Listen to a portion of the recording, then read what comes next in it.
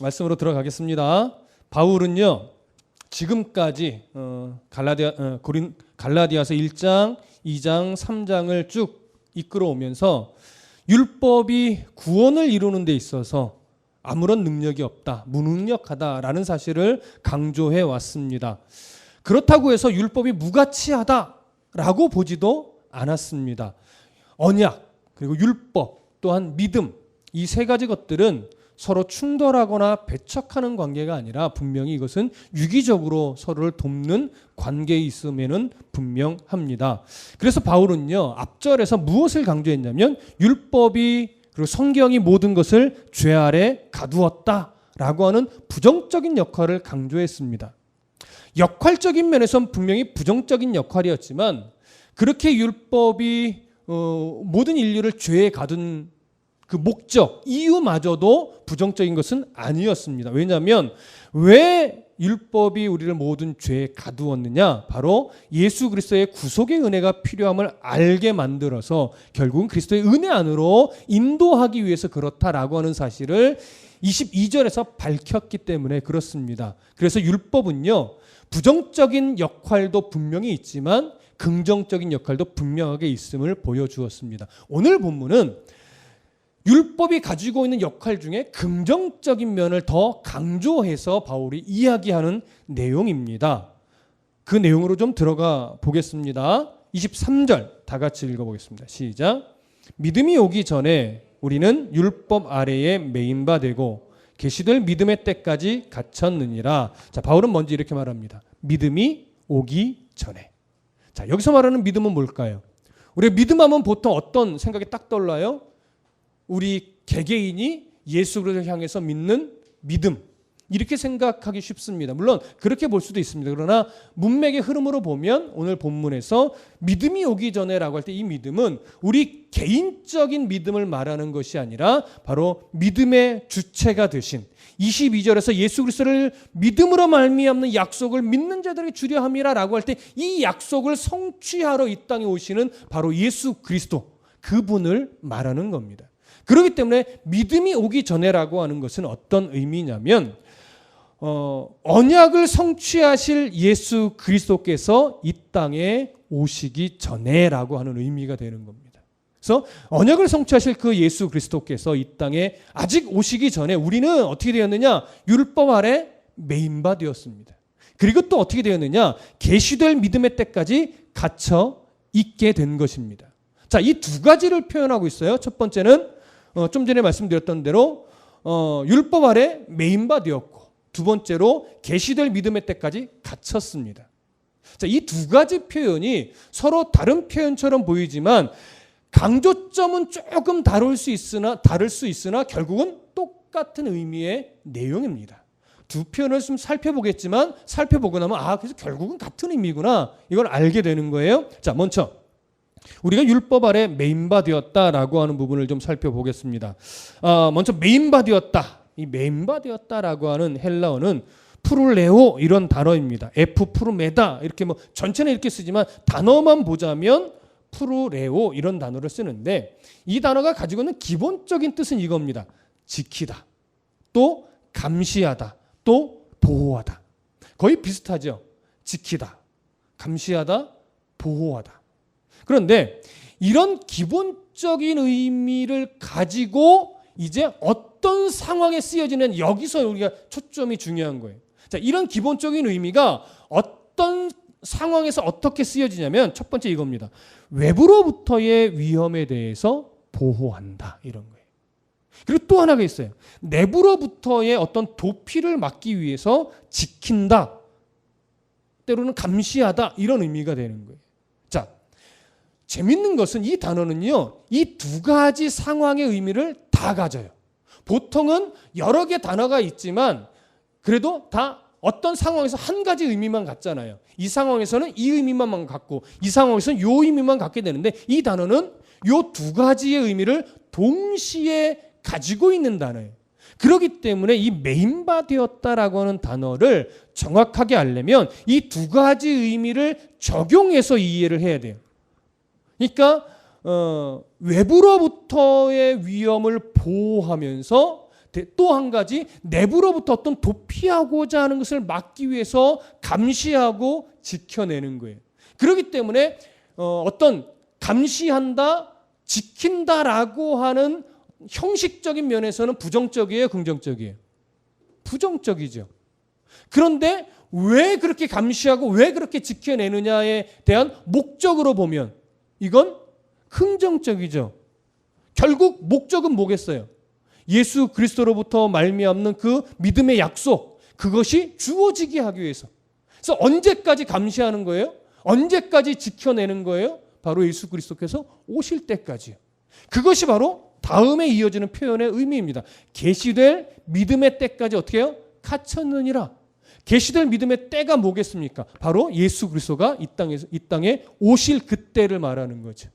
계시된 그 예수 그리스도, 메시아가 곧 오신다라고 계시됐던 그 말씀대로 오실 그때까지 율법은 우리를 가두어 둡니다. 그래서 22절에서 사용되었던 가두어 두다. 22절에 성경이 모든 것을 주 아래 가두었으니 이 가두었다라고 하는 단어와 23절에서 계시될 믿음의 때까지 갇혔다라고 할 때 이 갇혔다라는 단어가 동일한 단어를 쓰고 있습니다. 또한 의미도 동일합니다.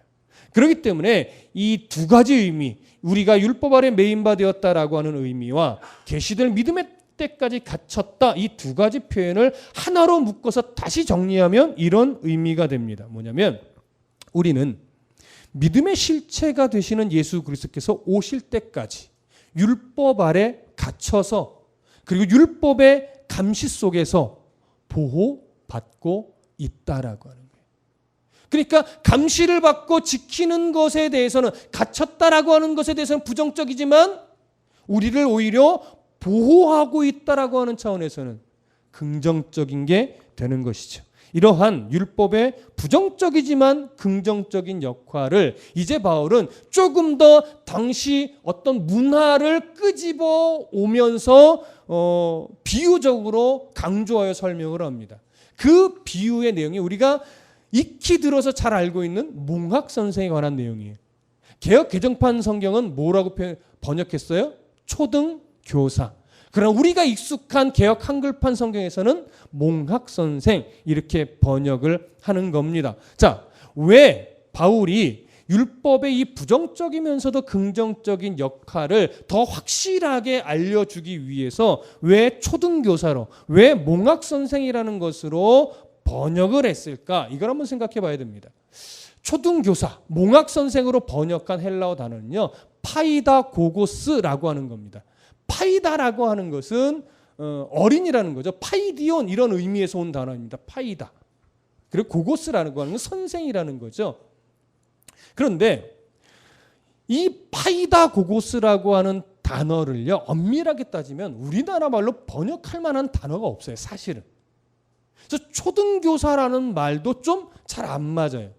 몽학 선생이라는 말은 사실 잘 모르겠어요. 여러분, 몽학 선생, 우리가 설명을 들은 사람은 좀 알겠지만 단순하게 몽학 선생 하면은 뭔 말인지 이해되세요? 몽학 선생 우리나라 사전에 없는 말입니다. 몽학이라고 하는 한자가 있기는 한데 사실 약간 달라요, 이 의미랑. 몽학 선생이란 말은 우리나라 말에 사전에 없는 말입니다. 자, 우선 초등교사라고 하는 걸 생각해 보면 우리식의 생각으로 따지면 어떤 이미지가 떠오르냐면, 아, 초등학교 교사, 어린 아이를 가르치는 선생님, 이렇게 생각이 들어요.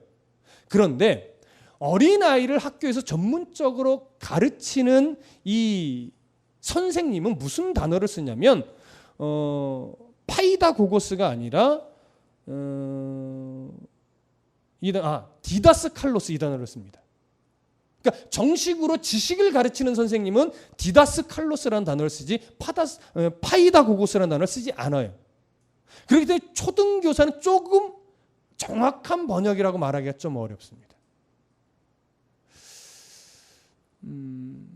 이 파이다고고스는 일단 어떤 의미냐면 이런 거예요. 먼저 설명을 하나 드릴게요. 로마 시대에 귀족 집안, 부자 집안에서는요, 자녀의 어떤 품행 그리고 일상생활을 좀 보호하기 위해서 이 선생의 개인 교사처럼 그 역할을 감당해 줄 종을 붙여요. 근데 이건 지식을 가르치는 건 아니고 품행을 가르치고 어떤 불량배나 사회 악으로부터 지켜내는 역할을 하는 거예요. 그래서 매우 엄하게 가르치는 역할을 맡습니다. 근데 신부는 뭐예요? 종이에요. 노예예요. 그러니까 이게 노예이면서 어떤 보호하고 보디가드처럼 지켜내는데 단순하게 보디가드 역할만 하는 것이 아니라 품행이나 언행을 바르게 하기 위해서 아주 훈계하고 매를 대기도 하는 역할이에요. 이걸 우리나라식으로 뭐라고 번역을 해야 될까요? 거의 알맞은 단어가 없어요. 근데 예전에는 왜 몽학선생이라고 번역을 했을까? 이게 정확한 근거는 사실 없는데 이런 견해가 가장 설득력 있습니다. 아마 몽학선생이라고 번역할 당시에 번역가가 중국어 성경을 잠시 참고를 한 것으로 봐요. 그래서 중국어 성경에 몽학선생으로 표현한 걸 인용한 것 같은데 왜 중국어 성경을 이렇게 비교를 하면서 몽학선생이라고 할 때 이 몽학이라는 건 이겁니다. 몽골 학습 교사. 몽골 학습 교사. 그러니까 중국이 잠시 몽골에 압제받을 때가 있었어요. 근데 몽골의 압제를 받으면 이제 몽골 어떤 생활 의식이나 몽골 언어를 배워야 되잖아요. 우리도 일제시대에 일본어를 배웠던 것처럼 그걸 강요한단 말이에요. 근데 중국 사람들이 당시 굉장히 자존심이 강해서 몽골의 어떤 생활 방식이나 언어를 배우려고 하지를 않았어요. 그러다 보니까 몽골 교사가 어떻게 가르치겠어요? 아주 무섭게, 엄하게 가르치죠. 그러다 보니까 어떤 부분에 초점을 맞춰서 몽학선생이라고 번역을 하냐면 무섭게 가르치는 교사, 엄하게 가르치는 교사, 이런 내용에 초점을 맞춰서 몽학선생이다라고 번역한 것으로 봅니다. 그러니까 오히려 초등교사보다는 그런 초점이라면 몽학선생이 더 가까운 거예요. 무슨 말씀인지 이해되시죠? 자, 그러면 그런 의미로 파이다고고스를 이렇게 번역한 건데 지금부터는 몽학선생, 초등교사라고 말하지 않고 제가 파이다고고스라고 말씀드릴 겁니다. 이 파이다고고스는 좀 전에 말씀드렸던 것처럼 노예이면서도 이 귀족 집안의 특히 아들들을 훈계하는 역할이에요. 근데 주된 역할은 뭐냐면 집에서부터 학교까지 데리고 갔다가 데려오는 역할이에요. 근데 데리고 가고 오는 길에 불량배로부터 보호하고 지켜내는 거예요. 그리고 또 그의 생활 태도가 올바르지 않을 때 그것을 아주 강력하게 훈계하는 역할을 해요. 근데 어느 정도까지의 권한을 줬냐면 매로 때릴 수 있는 권한까지 준 거예요. 매우 강력했지요. 그런데 이 파이다고고스의 역할이 성인이 될 때까지 이어지는 것이 아니라 6세에서부터 16세 미만까지 성인이 되기 딱 전까지만 가능한데 이 파이다고고스가 동행하지 않은 상태에서는 집 밖으로 나가지도 못하게 했었습니다. 그만큼 파이다고고스는 이 어린 아이의 일상에 아주 밀접하게 동행하는 관계였어요. 그러나 딱 성인이 되면 그 역할은 딱 끝이 납니다. 그리고 그 위치나 역할은 누구의 권위에 딱 들어가냐면 부모, 아버지에게 넘어갑니다. 그래서 파이다고고스라고 하는 이 종을 비유로 바울이 든 것은 두 가지 초점을 비유로 보이려고 그런 거예요. 첫 번째는 뭐예요? 바로 그 역할. 무슨 역할이에요? 엄하게 지적하고 가르치며 매를 댈 정도로 엄하게 가르치는 역할을 지금 보여주는 거예요. 그리고 또 하나, 몽학선생의 파이다고고스의 한시성. 영원히 몽학선생의 역할을 하는 것이 아니라 언제까지만? 성인이 되기 전까지만. 성년식을 하면 그 순간 몽학선생의 역할, 파이다고고스의 역할은 끝나는 겁니다. 바로 이 두 가지 역할에 초점을 맞춰서 파이다고고스를 예로 든 겁니다. 자, 그렇다면 보세요. 파이다고고스가 무섭게 엄하게 이 어린 자녀를 가르치고 훈계하듯이 율법은 우리를 어떻게 해요? 우리의 죄를 정확하게 빠짐없이 지적하여 정죄합니다. 이것도 죄고 이것도 죄고 이것도 죄고 이것도 죄야. 그래서 너는 이 죄의 결과로 뭐 할 수밖에 없는 존재야? 죽을 수밖에 없는 존재. 이걸 가르치는 거예요. 그래서 누구를 바라보게 하려고? 내 힘으로는 죽을 수밖에 없고 이 죄를 이겨낼 수 없으니 우리를 죄에서 구원하실 메시아 예수 그리스도를 바라보게 하는 역할인 거죠. 그래서 이렇게 우리의 죄를 지적하고 정죄하는 이 역할은 언제까지요? 바로 예수 그리스도가 오실 때까지.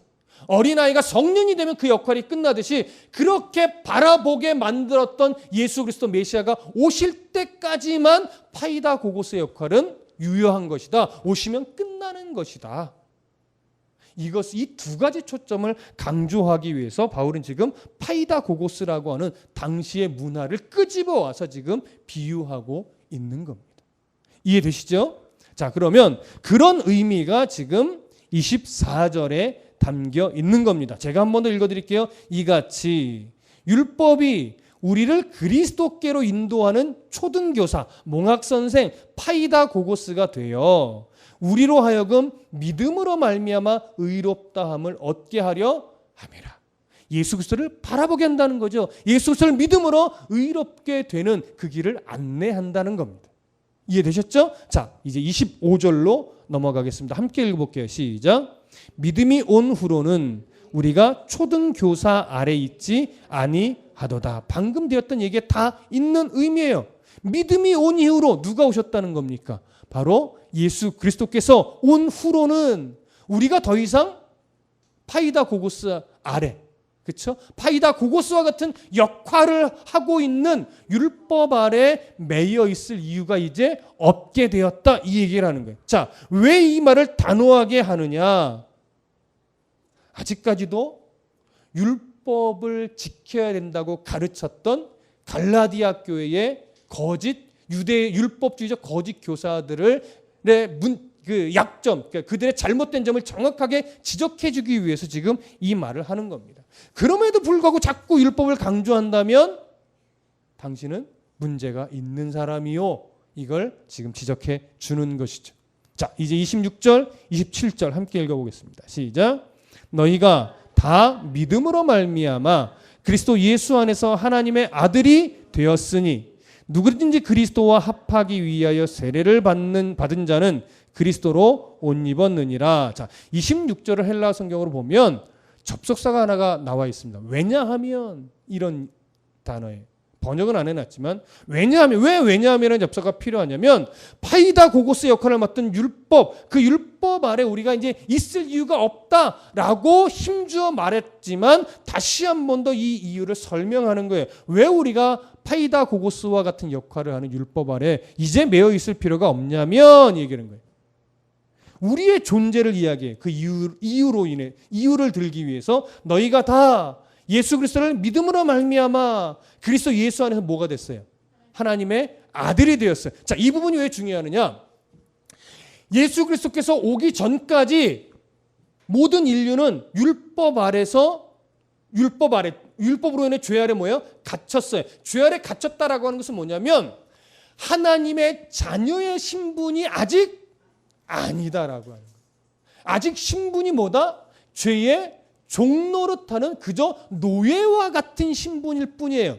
근데 노예와 같지만 아브라함과 맺어주신 하나님의 언약을 바라봄으로 우리는 불완전하지만 율법을 통해 우리의 그렇게 연약한 죄인을 알고 인정하게 되고 그래서 그 죄의 종노릇하는 삶을 조금이라도 이겨내기 위해서 우리의 죄를 속죄하기 위해서 뭘 한다고요?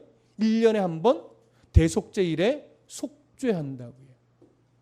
그래서 그 속죄는 무엇을 예표하는 거예요? 완전한 속죄를 이루실 예수 그리스도를 예표하는 거예요.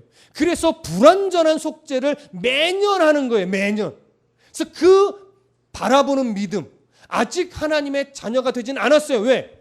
예수 그리스도께서 오시지 않았으니까. 그러나 언젠가 예수 그리스도께서 오시면 이 오신 은혜가 소급되어 이때 사람도 하나님의 아들로서 구원받게 되는 거죠. 무슨 말씀 이해되세요? 어찌됐거나 예수님이 오시기 전에는 아직 하나님의 아들은 아니지만 그래서 여전히 죄의 종노릇하는 신분이지만 그런 신분을 극복할 수 있는 아직은 불완전한 역할이 뭐냐면 바로 속죄 제사가 갖는 역할이에요. 1년밖에 유효기간이 안 되는 거죠. 그렇게 속죄를 하면서 우리가 누구를 바라보는 증거가 됐냐면 예수 그리스도 메시아를 바라보는 증거가 된 거죠. 그렇게 죽었으나 후대에 예수님이 오셔서 십자가에 죽으시는 그 은혜로 말미암아 이렇게 바라보고 제사하며 죽었던 이 사람은 어떻게 되는 거예요? 하나님의 아들로서 인정함이 되어 구원에 이르는 겁니다. 자, 그래서 하나님의 아들이 되었다라고 하는 건 이제 우리의 신분이 더 이상 율법에 매여 있는 죄의 종노릇하는 신분이 아니라 거기서 하나님이 끄집어내어 무엇으로 바꿔놓으셨다? 하나님의 아들로 신분을 바꿔놓으셨다. 이렇게 하나님의 아들로 신분이 바뀌었다라고 하는 것은 무엇과 같은 거냐면 이제 율법, 파이다 고고스의 통제를 받는 어린아이가 아니라 통제를 받지 않는 뭐가 됐다? 성인이 되었다라고 하는 것과 동일한 의미가 되는 것이지. 그래서 27절 끝에 이 표현을 하는 거예요. 세례를 받은 이는 그리스도와 합하기 위해 세례를, 여기서 말하는 세례는 성령 세례를 말하는 겁니다. 구원 받은 백성, 세례를 받은 자는 그리스도로 옷 입었다라고 하는 표현을 하는 거예요. 자, 그리스도로 옷 입었다라고 하는 이 표현이 그냥 우리의 옛사람을 벗고 이제 그리스도인다운 새 사람의 옷을 입는구나. 물론 이 의미가 됩니다. 그러나 이것은 그 의미와 함께 무엇을 이해해야 되는 거냐면 당시 로마의 문화 한 가지를 이해해야 합니다. 자, 당시 로마의 풍습에는 이런 게 있었어요. 성년이 된 자가 이제 성인식을 거행할 때 어떤 의식이 하나 있냐면 옷을 바꿔 입어요. 성년이 되기 전에 어린 시절에 입었던 옷을 벗어버리고 이제 어른이 되어 입는 토가라고 하는 로마 시대 성인이 입는 옷이 있습니다. 이렇게 길이가 긴 이렇게 헐렁헐렁한 옷이에요. 겉옷인데 이 옷을 입혀줘요.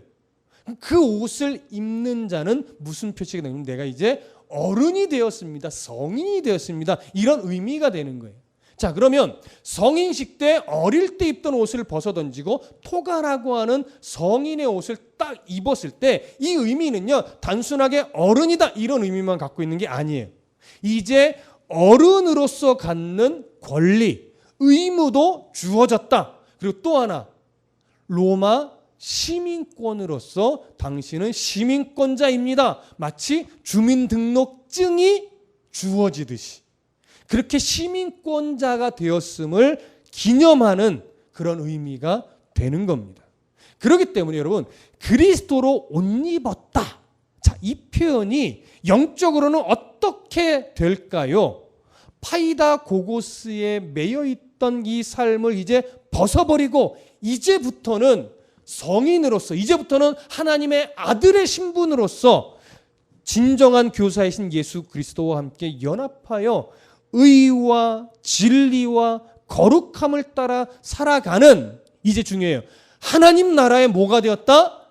시민권자가 되었다라고 하는 사실을 이 표현 자체가 우리에게 보여주고 있는 내용인 겁니다. 자, 우리는 이 땅에 아직 발을 디디고 살지만 우리의 시민권은 어디에 있다고요? 하나님의 나라에 있다고요. 그래서 하나님 나라의 시민권자로서 하나님이 요구하는 삶의 가치가 있다고요. 그게 뭐예요? 성경이 여러 군데 나오지만 오늘 본문에 가깝게 몇 가지만 얘기해 주면 하나님의 의의 가치로 사는 거예요. 하나님의 진리의 가치로 사는 거예요. 하나님의 거룩의 가치로 살아내는 거예요. 이것이 바로 하나님 나라의 시민권자이기 때문에 하나님이 요구하는 삶의 내용이에요. 그런데 언제나 참 재밌는 것은 성경 전체를 아울러서 보면요. 하나님이 하나님 나라 시민권자이기 때문에 요구하는 요구 내용은요. 쉬운 게 없어요. 다 어려워요. 근데 어떤 어려움이냐면 참으래 맨날 인내하래. 맨날 용서하래요. 맨날 네가 용납하래요. 맨날 네가 져주래요.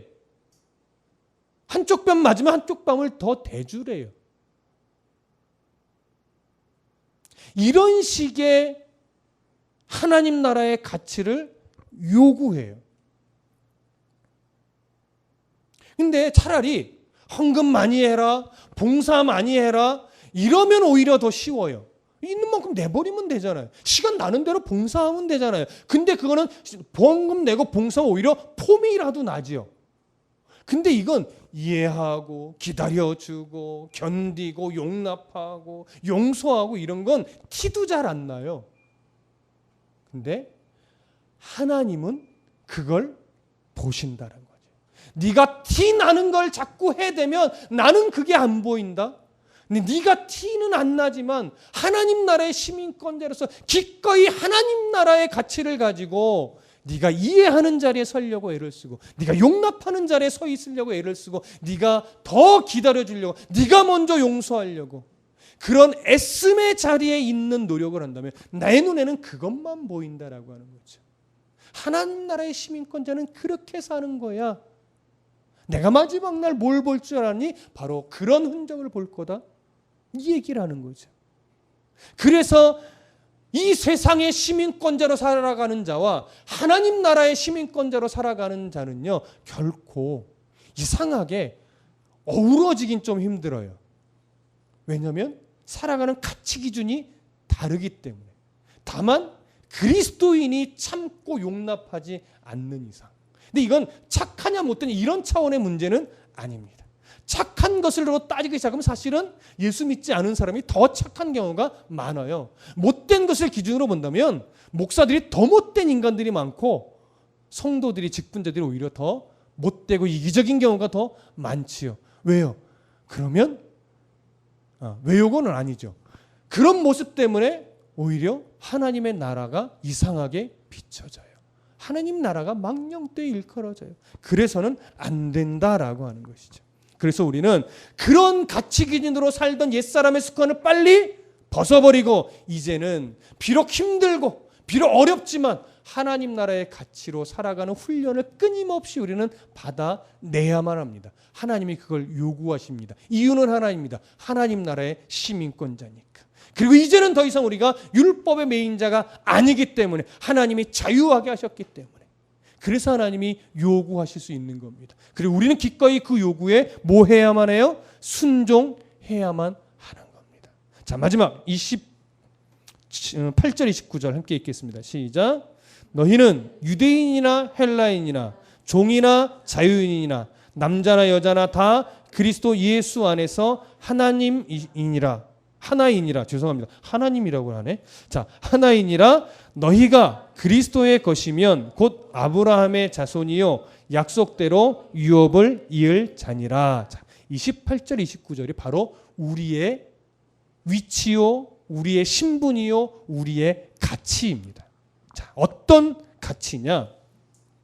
이렇게 하나님 나라의 시민권자로서 그리스도로 옷 입은 자는요. 28절 보세요. 유대인이나 헬라인이나 종이나 자유인이나 남자나 여자나 다 그리스도 예수 안에서 뭐래요? 하나래요. 믿음의 백성들은 이런 관계가 돼야 돼요. 아까 혜민이랑 이야기를 하면서 이런 이야기를 했었어요. 큰딸하고. 이번 금요일에 저희 초등부가 이제 1박 2일 수련을 갑니다. 근데 저는 이제 중등부 아이들을 태우러 아산에 갔다 왔더니 제가 운행을 못해요. 누가 운행해? 너희 학원 원장 선생님이 운행해. 아니 우리 원장 선생님이 바쁜데 어떻게 하지? 그래서 제가 뭐라 했냐면 너희 학원 원장 선생님으로서 하는 것이 아니라 다드림교회 성도로서 해주시는 거야. 무슨 말씀 이해되세요? 저희 아이를 맡은 학원의 원장 선생님으로서 제가 전화하면 혜민이 아빠입니다 이렇게 이야기지만 교회에 오면 저는 혜민이 아빠입니다 이렇게 얘기하지 않고 목사로서 또 성도로서 관계를 맺고 대화를 하죠. 교회 안에서도 이 사람이 세상적 지위를 가지고 내가 이런 사람이요라고 뭔가 우월의식을 갖고 관계를 맺는다면 그 사람은 하나님 나라의 시민권자가 아닌 것처럼 행동하는 거예요. 아니다가 아니고. 무슨 말씀인지 아시겠죠?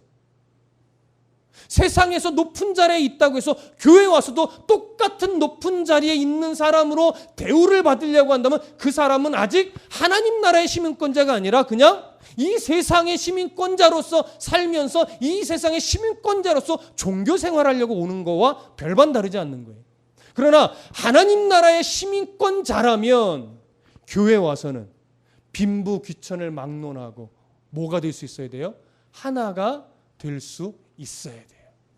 그걸 우리가 함께 만들어가야 돼. 그러기 위해서는 그렇게 하나가 되는 관계가 되려면 철저하게 잘 들으세요. 내가 먼저 이해하려는 싸움을 하지 않으면 이 관계는 만들어지지 않습니다. 내가 먼저 기다려주고 내가 먼저 용납하고 내가 먼저 낮아지는 자리에 서 있으려는 하나님 나라의 시민권자로서 마땅히 요구되고 있는 그 자세를 내가 취하려는 생각을 하지 않으면 그렇게 하나로 어우러질 수가 없어요. 그래서 하나님은 교회다운 교회를 만들기 위해서도 교회다운 교회를 세워가기 위해서라도 무엇을 요구해요? 너희는 하나님 나라의 시민권자로서 살라는 거예요. 하나님 나라의 시민권자가 자꾸 우월의식을 갖고 내가 더 잘났다고 내가 더 많은 것을 가졌다고 내가 더 권세가 높다고 교회 안에서 똑같이 그런 영향력을 발휘하려고 들면 그것은 교회가 아니라 그냥 세상 서클이요 모임이요 동아리밖에 되지 않는다라고 하는 거죠. 교회는 달라야 된다. 달라야 된다. 그래서 이러한 우리는 신분이요 이런 가치로 하나가 되어야만 합니다. 그리고 29절 그래서 너희가 그리스도의 것이면 하나님의 자녀라면 곧 아브라함의 자손이요. 아브라함의 자손이니까 이제 우리가 진정한 영적 후손이라고 하는 겁니다. 유대인으로만 갇혀있는 후손이 아니라 혈통과 모든 것을 다 뛰어넘어 예수 그리스도 안에 영적인 아브라함의 후손이다라고 하는 거예요. 그래서 약속대로 우리는 유업을 이을 자예요. 어떤 유업입니까? 하나님 나라의 상속자라고 하는 겁니다. 자, 우리는 이 복을 받은 자예요. 하나님 나라의 영원한 시민권자로서 이 복을 영원히 누리며 살아갈 자인데 이것이 우리의 신분이며 우리의 가치인데 그리고 이 복은 절대 어떤 상황에서도 누구에게도 베리칩을 100개 맞는다 해도 뺏기지 않는 복이에요. 예수 그리스도의 보혈로 값주고 산 은혜, 베리칩 1000개를 몸에 심어도 절대 빼앗기지 않는 복. 그렇죠? 이 복을 받은 자예요. 그래서 우리 이 복을 이 땅에서도 온전히 누릴 수 있으면 좋겠는데 아직 이 땅에서는 온전히 누릴 수 있다 없다? 없다. 왜냐하면 이 복은 예수님이 이 땅에 다시 오실 때 그래서 우리를 하나님의 나라로 데려가실 때 거기서만이 누릴 수 있는 복이기 때문에 그래요. 그러나 이 땅에서는 온전하게 누리지는 못하지만 그 모델로서는 살아갈 수 있습니다. 그래서 아직은 불완전하지만 아직은 우리가 연약하여 늘 실수하고 넘어지는 흔적이 많지만 그래도 우리는 하나님의 나라를 한 걸음씩 살아내는 훈련을 해야만 합니다. 그렇게 우리는 다듬어져 가는 거예요. 어떤 모습으로 하나님 나라에 갔을 때 거기서 우리가 온전한 하나님의 아들로 살아갈 수 있도록 훈련되어지는 겁니다.